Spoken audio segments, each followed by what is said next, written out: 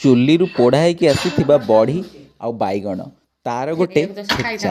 ବଡ଼ ବୋଉ ଏଠି ପାଉଁଶ ଗୁଡ଼ା ଟିକେ ଝାଡ଼ି ଦେଉଛି ଆଉ ବୋଉ ସେଇ ବଢ଼ିକୁ ଟିକେ ଲୁଣ ପିଆଜ କଞ୍ଚା ଲଙ୍କା ପକେଇକି କୁଟି ଦେଉଛି। ଟିକେ ଶିଳରେ କୁଟିଥିଲେ ବି ହେଇଥାନ୍ତା କିନ୍ତୁ ଯେହେତୁ ଅଳ୍ପ ଥିଲା ତ ଏଇଥିରେ କୁଟୁଛି। ବୋଉ ହାତର ଦଳା ଚକଟାରେ ଯେଉଁ ଶାନ୍ତି ଭାଇ ନିଜ ହାତର ଦଳା ଚକଟାରେ କେବେ ବି ଶାନ୍ତି ନାହିଁ। ଆଉ ଲାଷ୍ଟ ଟିକେ ସୋରିଷ ତେଲ ବାସ୍ କଞ୍ଚା ଲଙ୍କା ପିଆଜ ସୋରିଷ ତେଲ ଲୁଣ ଏତିକିରେ ଭାଇ ଇଏ ଯାହା ଥିଲା ଟେଷ୍ଟ। ଆଉ ତା ସହିତ ଅଣ୍ଡା କଷା ଶିମ୍ବ ରାଇ ଟିକେ ହେଇଥିଲା ଆଉ ସେଇ ବଢ଼ି ବାଇଗଣର ଗୋଟେ ବଢ଼ିଆ ଭର୍ତ୍ତା ପୋଡ଼ା ହେଇଥିବା।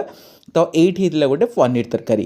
କାଲି ମୁଁ ଭୁବନେଶ୍ୱର ପଳେଇବି ବୋଲି ପୁଅ କାଲି ପଳେଇବ ବୋଲି ବୋଉର ଏତେ ସାରା ବ୍ୟଞ୍ଜନ ଆଉ ଅଣ୍ଡା କଷାଟା ଆପଣ ଦେଖିକି ଜାଣିପାରୁଥିବେ କେତେ ବଢ଼ିଆ ହେଇଥିବ। ଆଉ ଶିମ୍ବ ରାଇ ଭାଇ ଦେଶୀ ଶିମ୍ବ ଭାଇ ଗାଁରୁ ଆସି ମିଳିଥିବା ଯେଉଁ ଶିମ୍ବ ଗୁଡ଼ା ଗଛରେ ହୁଏ ବଢ଼ିଆ ପୁରା। ଆଉ ପନିର ତରକାରୀ ଆଉ ଅଣ୍ଡା କଷା ତ ମୋର ପୁରା ଏତେ ଫେଭରାଇଟ୍ ଭାଇ ଓହୋ। ଆଉ ତା ସହିତ ଟିକେ ଭାତ ଗୋଳେଇକି ଖାଇବାର ବହୁତ ଦିନ ପରେ ଭାଇ ଉଷୁନା ଭାତ ଖାଇଲି ସେ ପୁରା ସ୍ୱର୍ଗ ସୁଖ ଭାଇ। ସେ ଅରୁଆ ଭାତରେ ବି ନାହିଁ।